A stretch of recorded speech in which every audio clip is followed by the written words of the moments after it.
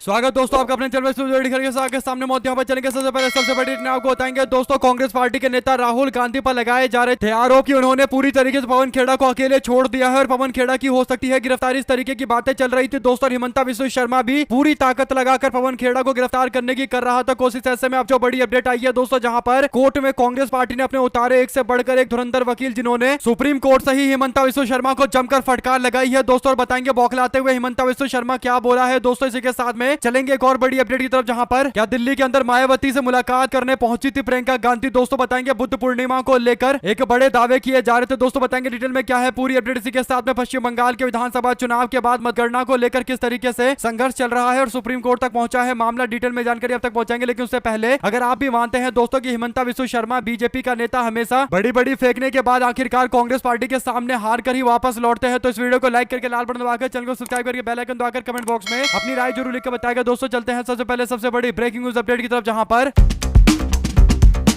4 अप्रैल को एक बड़ी अपडेट सामने आती है दोस्तों। पवन खेड़ा ने हिमंता बिस्वा शर्मा की पत्नी और हिमंता बिस्वा शर्मा पर गंभीर आरोप लगाए और प्रेस कॉन्फ्रेंस के दौरान उन्होंने 3-3 पासपोर्ट होने और अलग अलग दुनिया के देशों के अंदर हजारों करोड़ की कंपनी होने का आरोप लगाया था दोस्तों। 6 तारीख को इस मामले को लेकर हिमंता बिस्वा शर्मा इतना ज्यादा भड़क जाते हैं कि असम की पूरी पुलिस पवन खेड़ा को पकड़ने के लिए दिल्ली भेज दी जाती है दोस्तों। और जिस तरीके से हिमंता बिस्वा शर्मा ने यह एक्शन लिया, सबको पता था कि बिल्कुल वैसा ही होगा और पवन खेड़ा घर पर नहीं मिलते दोस्तों। और इसके बाद पवन खेड़ा के खिलाफ असम के अंदर हिमंता बिस्वा शर्मा की पत्नी रिंकी भुइयां के द्वारा एफआईआर दर्ज करवाया जाता है दोस्तों। और बड़ी संख्या में पुलिस के द्वारा गिरफ्तारी करने की कोशिश की गई, लेकिन गिरफ्तार करना तो दूर की बात, पवन खेड़ा आसपास भी दिखाई नहीं दिए दोस्तों। इसके बाद हिमंता बिस्वा शर्मा कह रहे थे कि पवन खेड़ा डर गए हैं और राहुल गांधी भी नहीं बचा सकते। हिमंता बिस्वा शर्मा को राहुल गांधी ने अकेले छोड़ दिया है, अब कोई नहीं बचा पाएगा पवन खेड़ा को दोस्तों। राहुल गांधी को लेकर उल्टा सीधा बयान देते हुए दावा किया जाता है कि राहुल गांधी ने पवन खेड़ा का इस्तेमाल कर लिया और प्रेस कॉन्फ्रेंस करवा दिया। अब जब कार्रवाई हो रही है तो राहुल गांधी कोई मदद नहीं कर रहे। लेकिन राहुल गांधी ने 13 तारीख को एक बयान जारी किया दोस्तों। वो कहते हैं कि असम का मुख्यमंत्री भारत का सबसे भ्रष्ट मुख्यमंत्री है और वो कानून से बच नहीं पाएंगे। राजनीतिक विरोधियों और आलोचकों को परेशान करने के लिए राज्य की शक्ति का जो दुरुपयोग संविधान के विरुद्ध किया जा रहा है, उठाए जा रहे सवालों की जांच होनी चाहिए। पारदर्शिता, सत्ता की जवाबदेही और कानून का शासन हमारे संविधान के मूल्यों का आधार है। कांग्रेस पार्टी पवन खेड़ा के साथ में पूरी तरीके से खड़ी है और हम डरेंगे नहीं। राहुल गांधी ने एकदम पूरा समर्थन किया पवन खेड़ा का दोस्तों। और इसके बाद 17 तारीख को तेलंगाना के अंदर कांग्रेस पार्टी के नेता पवन खेड़ा ने तेलंगाना हाईकोर्ट के अंदर ट्रांजिट बेल की डिमांड कर दी दोस्तों, मांग कर दी। और उसके बाद तेलंगाना के हाईकोर्ट से ट्रांजिट बेल दे दिया गया। इसके बाद भाजपा के नेता हिमंता बिस्वा शर्मा ने अपने राज्य के वकीलों को सुप्रीम कोर्ट भेज दिया और तेलंगाना के हाईकोर्ट के द्वारा दिए गए ट्रांजिट बेल को रद्द कराने की कोशिश की दोस्तों, और कोर्ट ने रद्द भी कर दिया। इसके बाद सुप्रीम कोर्ट ने पवन खेड़ा से कहा कि आपको अगर राहत चाहिए तो गुवाहाटी हाईकोर्ट जाइए, और क्योंकि असम का मामला है तो गुवाहाटी के अंदर सुनवाई होगी। इसके बाद गुवाहाटी में पहुंचते हैं कांग्रेस के वकील दोस्तों, लेकिन गुवाहाटी हाईकोर्ट ने अग्रिम जमानत देने से मना कर दिया दोस्तों। इसके बाद पवन खेड़ा पहुंचे सुप्रीम कोर्ट। और पवन खेड़ा के लिए इस बार कांग्रेस पार्टी के 1-2 नहीं बल्कि सारे बड़े दिग्गज जितने भी वकील हैं दोस्तों, कांग्रेस पार्टी का पूरा लीगल सेल मैदान में कूद गया और पवन खेड़ा को बचाने के लिए खुद कांग्रेस पार्टी के राज्यसभा के सांसद और राहुल गांधी के करीबी वकील अभिषेक मनु सिंह भी सुप्रीम कोर्ट पहुंचे दोस्तों। और इसके बाद जब कोर्ट में सुनवाई हुई तो बीजेपी के नेता हिमंता बिस्वा शर्मा को कोर्ट ने जमकर फटकार लगाई दोस्तों, जमकर दुतारा गया। और अभिषेक मनु सिंह भी कहते हैं कि आज हम यहाँ पर प्रेस कॉन्फ्रेंस करने के लिए इसलिए नहीं आए क्योंकि हम अपनी प्रशंसा करना चाहते हैं, तारीफ करना चाहते हैं। ये हम यहाँ जीत का दावा करने नहीं आए। जब जब लिबर्टी यानी देश के अंदर आजादी पर हमला किया जाता है तो हमारा कानून हमें बचाता है। ये सिद्धांत सबके लिए है। आप जितने भी बड़े हो लेकिन आप कानून के नीचे रहोगे। इस केस की यात्रा बहुत अलग अलग जगह से कम समय में दौड़ी है। हमें पूरा विश्वास था कि न्याय की जीत होगी। जब भी मानहानि का मामला हो तो क्या गिरफ्तारी के बिना तहकीकात नहीं हो सकता, यानी इन्वेस्टिगेशन गिरफ्तारी का नहीं हो सकता। इस मामले को लेकर उन्होंने सवाल पूछते हुए आगे कहा कि ऐसे में क्या उद्देश्य था इनका 60 लोगों को निजामुद्दीन भेज देना? इसका मतलब आप किसी को अपमानित करना चाहते हैं। पवन खेड़ा के घर पर 60 लोगों को भेजने को लेकर आपत्ति जताते उन्होंने कहा कि आज 3 पन्नों का जो पैराग्राफ आया है सुप्रीम कोर्ट के आदेश का, उसके 22 नंबर पैराग्राफ पर पढ़े मुख्यमंत्री। उसमें लिखा है कि क्या मुख्यमंत्री को यह शोभा देता है, उन्हें गंभीर रूप से खेद व्यक्त करेंगे तो वे अपना कद ऊंचा करेंगे। यानी कोर्ट ने हिमंता बिस्वा शर्मा को फटकार लगाई है दोस्तों और उन्हें गंभीर रूप से खेद व्यक्त करेंगे तो उनका कद बढ़ेगा। इस तरह की धमकी देना किसी भी लोकतांत्रिक व्यवस्था के लिए सही नहीं है, यानी मुख्यमंत्री को ही फटकार लगाई गई है। दोस्तों कोर्ट ने यहां तक कि उस जज को लेकर भी आश्चर्य जताया कि गुवाहाटी हाईकोर्ट के जज ने बिना एफआईआर की कॉपी देखे हुए कैसे मान लिया कि यह 366 का मामला बनता है। और इसके बाद दोस्तों कांग्रेस पार्टी ने सारे मुद्दे को पकड़कर सुप्रीम कोर्ट के अंदर रखा, तो सुप्रीम कोर्ट ने कहीं ना कहीं बड़ी राहत दी है। और यह भाजपा के नेता हिमंता बिस्वा शर्मा को करारा तमाचा है। दोस्तों इसके बाद हिमंता बिस्वा शर्मा बौखलाते हुए कहते हैं कि मुझे किसी से भी, विशेषकर किसी से भी अभिषेक मनु सिंघवी से लोकतंत्र, सार्वजनिक संवाद और शालीनता का पाठ की पढ़ने की कोई आवश्यकता नहीं है। अभिषेक मनु सिंघवी, शालीनता और वह कभी एक साथ नहीं हो सकता। असली मुद्दा एक महिला से जुड़ा हुआ है जिसका राजनीति से कोई लेना देना नहीं है, लेकिन राष्ट्रीय टेलीविजन पर जाली दस्तावेज का इस्तेमाल करके दूसरे देशों से लाए गए दस्तावेज से उनकी छवि खराब की गई। मुझे पूरा विश्वास है कि अदालत जल्द ही इस पर ध्यान देगी और चुनावी नतीजों को प्रभावित करने के लिए फर्जी दस्तावेज का इस्तेमाल करके एक महिला की छवि खराब करने के इस घिनौने कृत्य के लिए दोषियों को कड़ी सजा मिलेगी। डॉक्टर सिंघवी, ऐसे मंच पर बोलना आसान है जहां मैं जवाब देने के लिए मौजूद नहीं हूं, इसे बहस नहीं करना कहते। यह तो बस निष्पक्ष आदान प्रदान से बचना है जिसकी आप वकालत कर रहे थे। और मैं स्पष्ट कर देना चाहता हूं कि यह तो बस शुरुआत है, अंत नहीं है। सत्यमेव जयते। यानी बीजेपी के नेता हिमंता बिस्वा शर्मा को पता चल गया कि आखिर कौन है अभिषेक मनु सिंघवी। दोस्तों सुप्रीम कोर्ट के अंदर कोई भी केस जाए और अभिषेक मनु सिंघवी वहां पर मौजूद रहे तो केस पहले से ही माना जाता है कि तय हो चुका है, क्योंकि अभिषेक मनु सिंघवी जानते हैं कि केस में किस तरीके से अपने लोगों का बचाव करना है। और बड़ी बात यह है कि जब बात अधिकारों के खिलाफ आ जाती है तो वो जमकर केस लड़ते हैं। दोस्तों हिमंता बिस्वा शर्मा बौखलाते हुए अब अभिषेक मनु सिंघवी को धमकी दे रहे हैं कि अभी केस खत्म नहीं हुआ है। ऐसे में दोस्तों अगर आप भी मानते हैं कि हिमंता बिस्वा शर्मा को अगर लग रहा होगा कि कहीं भी जहां उनका मन करता है असम में बुलडोजर चला देते हैं, जहां उनका मन करता है किसी को गिरफ्तार करवा लेते हैं, मुस्लिम समाज के लोगों को लेकर उल्टा बयान दे देते हैं और कोई कुछ कहने वाला नहीं है, तो ये हर जगह उनका अभियान चलेगा और वो 60 पुलिस वालों को भेजकर कांग्रेस के नेता को गिरफ्तार करवा लेंगे। तो ये उनका गफलत और जो उनका मन में एक भ्रम था दोस्तों वो पूरी तरीके से उतर गया होगा। अगर आप भी मानते हैं कि ये शुरुआत है, असम के अंदर अगर सरकार बदली तो हिमंता बिस्वा शर्मा गुवाहाटी जेल में मिलेंगे। ये बात तो राहुल गांधी पहले ही बोल चुके हैं। आप लोग अपनी राय जरूर लेकर बताएगा। चलते हैं एक और बड़ी अपडेट तब दोस्तों, जहां पर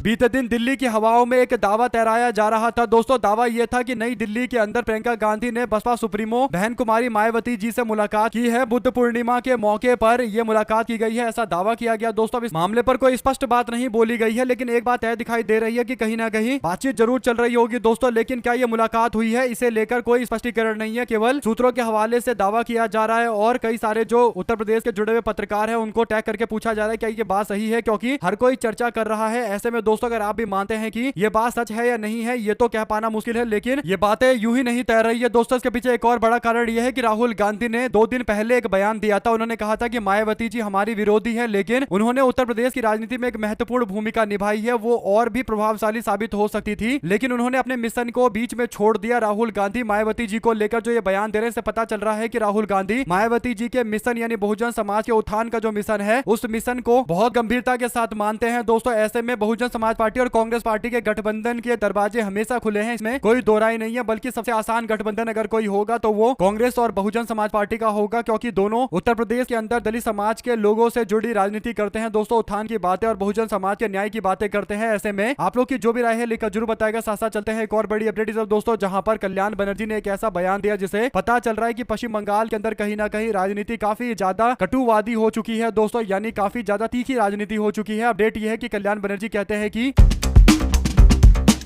अमित शाह को मैं उल्टा लटका दूंगा, वो एक जल्लाद है, एक गुंडा है, गुंडागर्दी उसके खून में है और वो एक अत्यंत घटिया आदमी है। ममता बनर्जी के सांसद और सुप्रीम कोर्ट के वरिष्ठ अधिवक्ता वकील कल्याण बनर्जी जिस तरीके से भारतीय जनता पार्टी के नेता अमित शाह पर निशाना साध रहे हैं दोस्तों, भाजपा के समर्थक वीडियो शेयर करते हुए कह रहे हैं कि ये बौखलाहट है, हार दिखाई दे रही है, इस कारण से वो ऐसा बयान दे रहे हैं। लेकिन अमित शाह को खुला चैलेंज देते हुए उन्होंने ये बयान दिया है दोस्तों, क्योंकि उनको पता है कि अगर अमित शाह मानहानि या वगैरह इस तरीके का मामला कुछ करवाएंगे तो सुप्रीम कोर्ट के खुद वकील है, तो उनको कुछ खास फर्क पड़ता नहीं है। आप लोग इस पर अपनी राय जरूर लिखकर बताएगा दोस्तों। चलते हैं एक और बिग न्यूज अपडेट की तरफ, जहां पर पश्चिम बंगाल के अंदर चुनाव आयोग ने फैसला लिया है कि हर काउंटिंग सेंटर पर सुपरवाइजर नियुक्त किए जाएंगे दोस्तों। और ये जो सुपरवाइजर होंगे ये केंद्रीय सुपरवाइजर होंगे, यानी केंद्र सरकार में काम करने वाले लोग होंगे, पीएसयू में काम करने वाले लोग होंगे। केंद्रीय कर्मचारियों को सुपरवाइजर होने की जिम्मेदारी दी गई है। ऐसे में दोस्तों तृणमूल कांग्रेस ने नाराजगी जताते हुए कहा कि ये कौन सा नियम है कि केवल केंद्र सरकार में काम करने वाले कर्मचारी को ही ये जिम्मेदारी दी जाएगी, ये तो सबको जिम्मेदारी मिलनी चाहिए। कुछ केंद्र केंद्र सरकार के काम करने वाले कर्मचारी को नियुक्त किया जाना चाहिए, सुपरवाइजर बनाना चाहिए, कुछ राज्य के लोगों को जिम्मेदारी देनी चाहिए। लेकिन ये एक तरफा फैसला लेना कि केवल केंद्र में काम करने वाले कर्मचारियों को जिम्मेदारी दी जाएगी, ये तो साफ तौर पर कानून का उल्लंघन है। पहले हाईकोर्ट में मामला दर्ज करवाया गया दोस्तों, लेकिन हाईकोर्ट में चुनाव आयोग ने जाकर बोला कि हम सुपरवाइजर केंद्र सरकार में काम करने वाले केंद्रीय कर्मचारी को बना रहे हैं। लेकिन अगर आप देखेंगे तो सीसीटीवी का कैमरा और सब कुछ है, यानी लाइव रिकॉर्डिंग चलेगी और लाइव चलेगा, स्ट्रीमिंग होगी, तो सबको पता चलेगा कि किस तरीके से मतगणना हो रही है। तो कोई मिलावट वाली बात नहीं है, ये जबरदस्ती का तृणमूल कांग्रेस कर रही है। और इस तरीके के आर्गुमेंट जब दिए गए दोस्तों तो कोर्ट ने स्वीकार कर लिया और कहीं ना कहीं हाईकोर्ट में तृणमूल कांग्रेस को कोई राहत नहीं मिली, तो अब वो सुप्रीम कोर्ट का दरवाजा खटखटा रहे हैं।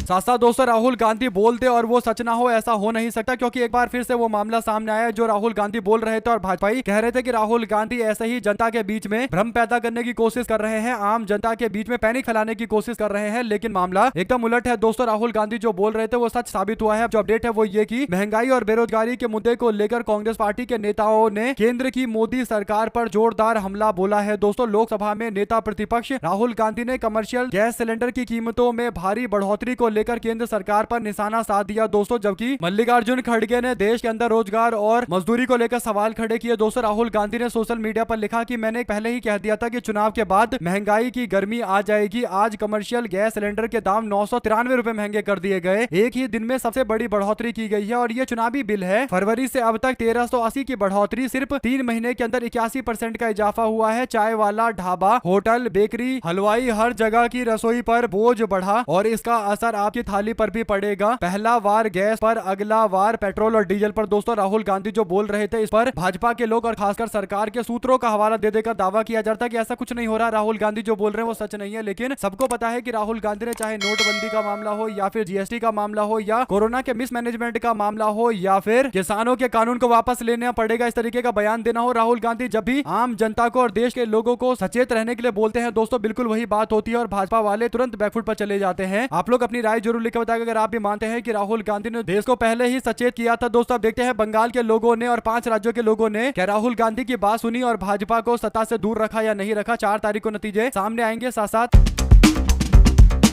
समाजवादी पार्टी के नेता अखिलेश यादव ने भी मौका नहीं छोड़ा बीजेपी पर निशाना साधने का। दोस्तों उन्होंने भी कहा कि सिलेंडर महंगा नहीं होता, रोटी थाली महंगी होती है। ये बात वही जानता है जो खुद खरीद कर खाता है, वो नहीं जो दूसरों के यहाँ जाकर खाता है या दूसरों की थाली से चुराता है। सिलेंडर महंगा करना था तो सीधे 1000 रुपए महंगा कर देते। 1000 रुपए में 7 रुपए कम करके ये भाजपा वाले किस पर एहसान कर रहे हैं। भाजपा महंगाई, बेरोजगारी और बेकारी व मंदी पर निंदा प्रस्ताव कब लेकर आएगी, ये सवाल पूछ रहे हैं अखिलेश यादव दोस्तों, क्योंकि उत्तर प्रदेश के अंदर जो विधानसभा का सत्र चल रहा है, भाजपा वाले निंदा प्रस्ताव ला रहे हैं कि विपक्ष ने महिला आरक्षण बिल को पास नहीं होने दिया, जबकि सबको पता है कि महिला आरक्षण नहीं बल्कि परिसीमन का बिल लेकर आई थी भारतीय जनता पार्टी, जिसको जनता ने रिजेक्ट कर दिया। दोस्तों ऐसे में अगर आप भी मानते हैं कि अखिलेश यादव और राहुल गांधी बीजेपी को महंगाई के मुद्दे पर बिल्कुल घेरते हुए नजर आएंगे। दोस्तों महंगाई आम जनता से जुड़ा हुआ सीधा मामला है, जिस पर बीजेपी को लग रहा था कि वो आम जनता को घुमा फिराकर बेवकूफ बना लेंगे दोस्तों, लेकिन अब बातें सबके सामने स्पष्ट हो गई है। अपनी राय जरूर लिखकर बताएगा और ज्यादा से ज्यादा वीडियो को शेयर कीजिएगा ताकि पूरी अपडेट आप लोगों तक लगातार आगे भी इसी तरीके से पहुंचती रहे। चलते हैं एक और बिग न्यूज अपडेट की तरफ दोस्तों, जहां पर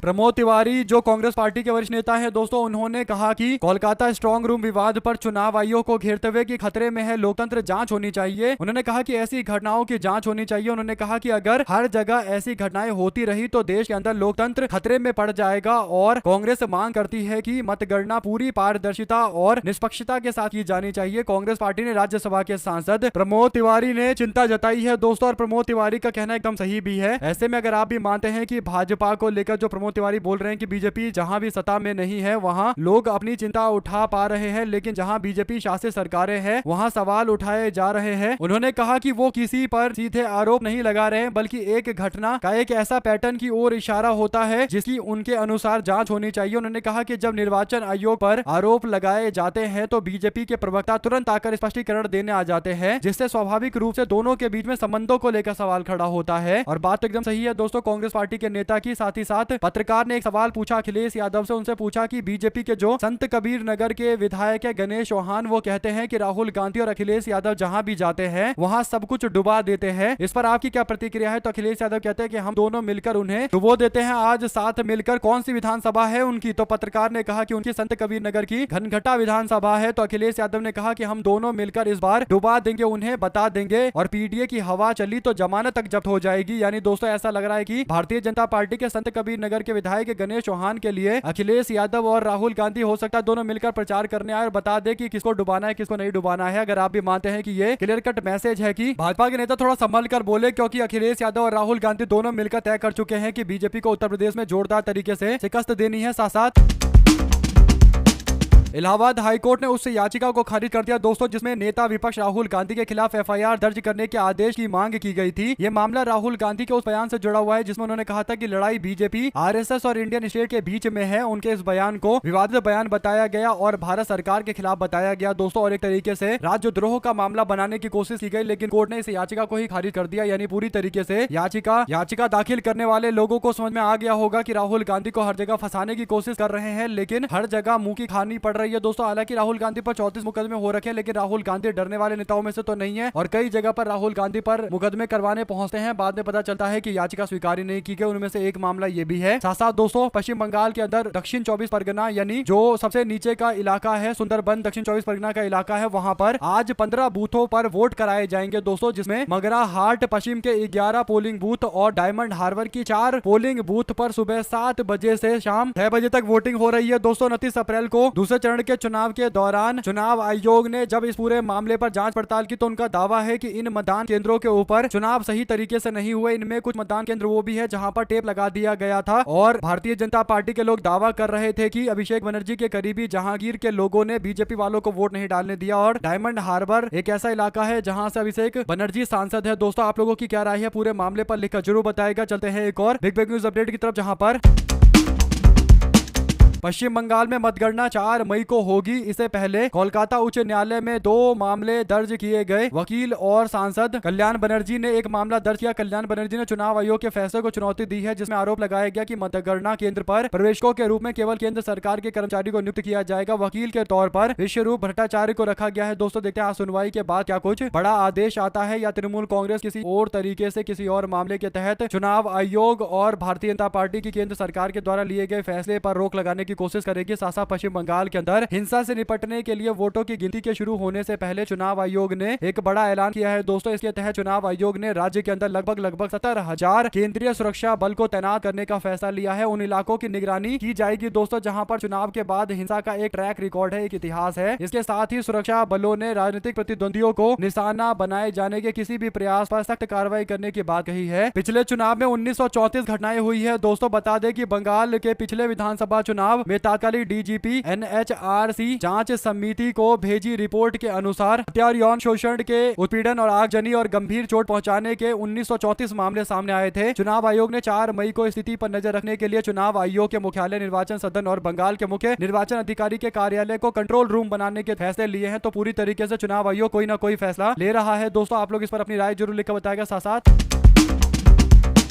कई मीडिया रिपोर्ट में यानी इनपुट के आधार पर दावा किया जा रहा है कि उत्तर प्रदेश के अंदर कुछ बड़े परिवर्तन होते हुए दिखाई देंगे। यानी नेता एक जगह से दूसरी जगह स्विच करते हुए यानी एक जगह से दूसरी जगह जाते हुए नजर आएंगे। उसमें एक नाम जो सबसे आगे चल रहा है वो कैसरगंज के पूर्व सांसद, उत्तर प्रदेश की सियासत में अपना प्रभाव रखने वाले पूर्व सांसद ब्रजभूषण शरण सिंह का नाम है दोस्तों। सपा के मुखिया अखिलेश यादव के सियासी तेवर जिस तरह से ब्रजभूषण को लेकर नरम पड़ रहे हैं और दूसरी तरफ ब्रजभूषण शरण सिंह अखिलेश यादव को लेकर समर्थन वाला बयान दे रहे हैं दोस्तों। बीजेपी में खुद को असहज महसूस कर रहे हैं ब्रजभूषण और कहीं ना कहीं उन्होंने भारतीय जनता पार्टी को बोल भी दिया था कि अगर हमारी जरूरत नहीं है तो हमको बता दे। तो इन बयानों को अगर आप सही से देखेंगे तो समझ में आएगा कि कुछ ना कुछ खिचड़ी पक रही है दोनों नेताओं के बीच में दोस्तों। अखिलेश यादव और ब्रजभूषण शरण सिंह पहले भी एक साथ रह चुके हैं और उत्तर प्रदेश के अंदर अगर ब्रजभूषण समाजवादी पार्टी के साथ जाते हैं तो कम से कम कैसरगंज की 5-6 सीटें और आसपास के इलाकों की 10-15 सीटें यानी कुल मिलाकर दोस्तों 25-30 सीटों पर असर हो सकता है। ब्रजभूषण शरण सिंह के सपा में आने के सवाल पर अखिलेश यादव बहुत सधे हुए अंदाज में जवाब देते हैं दोस्तों। अखिलेश यादव ने अपना नेता और गोंडा का नेता कहकर संबोधित किया। इसके बाद भी कयास लगाए जा रहे हैं और ब्रजभूषण शरण सिंह एक और चीज है जिसे लेकर कहीं ना कहीं अखिलेश यादव के करीब आते हुए नजर आ रहे हैं दोस्तों, और वो है उनकी बेटी शालिनी सिंह, जो चुनावी मैदान में उतरना चाहती है उत्तर प्रदेश के नोएडा से। और यहाँ पर भारतीय जनता पार्टी के नेता राजनाथ सिंह के बेटे पंकज विधायक है और पंकज को हटाकर किसी और को बीजेपी टिकट देगी नहीं तो शालिनी का नाम तभी सामने आएगा जब समाजवादी पार्टी उनको टिकट देकर मैदान में उतारे। तो समाजवादी पार्टी से या तो टिकट की रिक्वेस्ट करेंगे ब्रजभूषण शरण सिंह, या फिर हो सकता है कि आधिकारिक तौर पर समाजवादी पार्टी से जुड़ जाए और अपने उम्मीदवार कई सीटों पर समाजवादी पार्टी के टिकट पर उतारे। यानी पार्टी का सिंबल होगा समाजवादी पार्टी का और उम्मीदवार ब्रजभूषण के हो सकते हैं। कुल मिलाकर दोस्तों हर तरीके के समीकरण राजनीति में अपनाए जाते हैं दोस्तों, उसमें से ये एक समीकरण हो सकता है। इसी के साथ में